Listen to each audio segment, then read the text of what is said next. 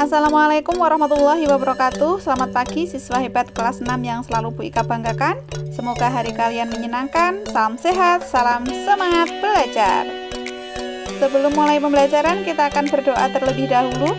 Bismillahirrahmanirrahim. Raditu billahi rabba wa bil islam dina wa bil muhammadin nabiyya wa rasulah.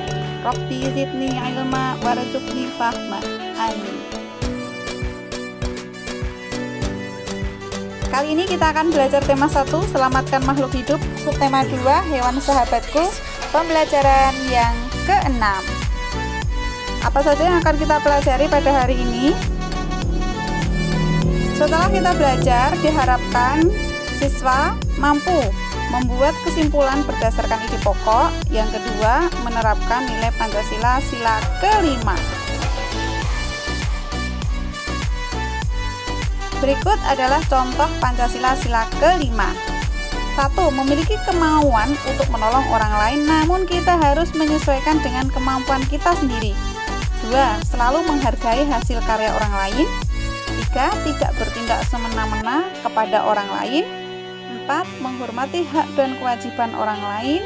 Yang kelima, berani memperjuangkan keadilan untuk diri sendiri dan juga untuk orang lain.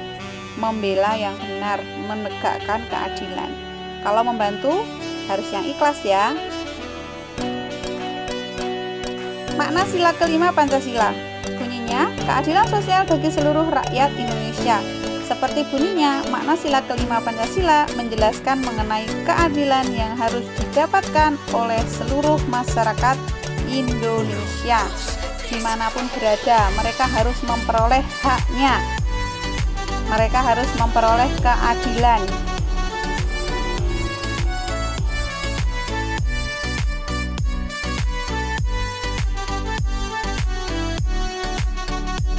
Contoh penerapan sila ke-5 Pancasila di lingkungan sekolah. 1. Tidak memboroskan uang untuk membeli barang yang tidak diperlukan. Membeli barang harus sesuai kebutuhan, bukan sesuai keinginan ya. 2. Mendapatkan hak dan menjalankan kewajiban sebagai seorang siswa. 3. Menghargai hasil kerja keras teman atau guru, misalnya memuji gambar teman, jangan mengejek. Yang keempat, bergotong royong membersihkan sekolah. Yang kelima, senang berbagi kepada orang lain, berbagi makanan, begitu, berbagi ilmu, bisa. Contoh penerapan sila ke-5 Pancasila di lingkungan rumah. 1. Menjalankan kewajiban dan mendapatkan hak sebagai anak. 2. Berperilaku adil dan tidak pilih kasih, rajin menabung. 3. Menghormati hak orang lain. Yang keempat, membantu orang yang membutuhkan. Contoh penerapan Pancasila sila ke-5 di masyarakat. 1. Mengutamakan kepentingan bersama. 2. Memberi pertolongan atau bantuan kepada orang lain tanpa mengharap imbalan. 3. Menjaga ketenangan, tidak gaduh. Yang keempat, merawat fasilitas umum. Yang kelima, menjaga kelestarian alam dengan menanam pohon.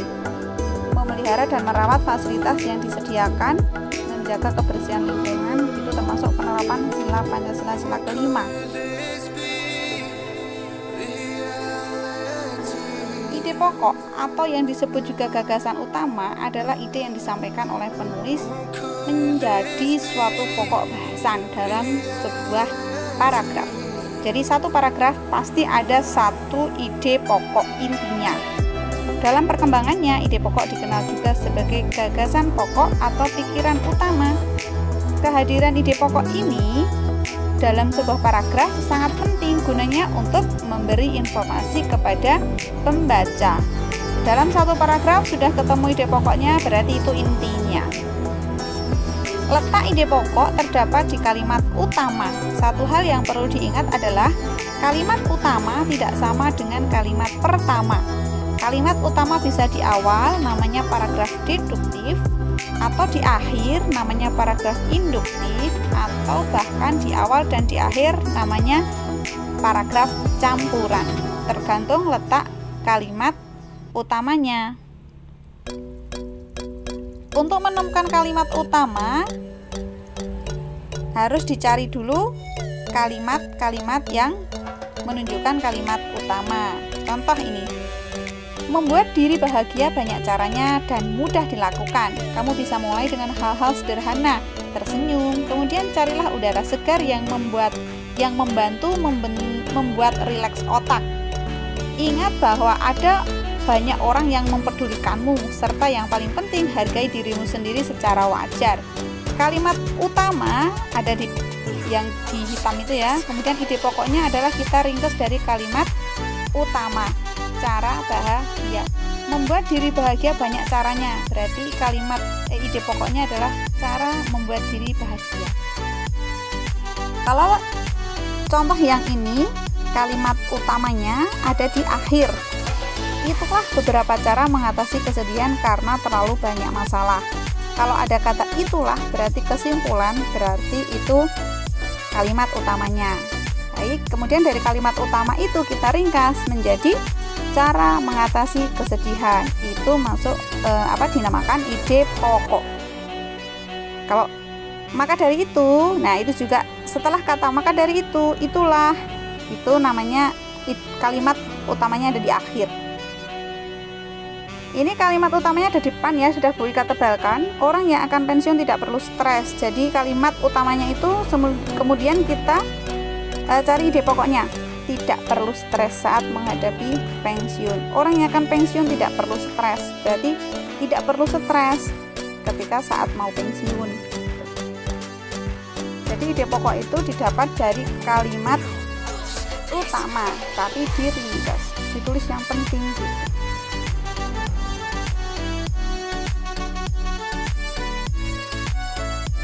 Kemudian ini bencana banjir lumpur akibat jebolnya tanggul Situ Gintung di Tangerang Selatan menimbulkan berbagai macam penyakit. Itu kalimat utama, kebetulan ada di kalimat pertama. Kemudian kita ambil jadi ide pokoknya, bencana banjir menimbulkan berbagai penyakit. Bencana banjir itu inti, lumpur akibat jebolnya tanggul itu keterangan, di Tangerang Selatan itu keterangan, menimbulkan penyakit. Nah itu intinya, inti dari kalimatnya.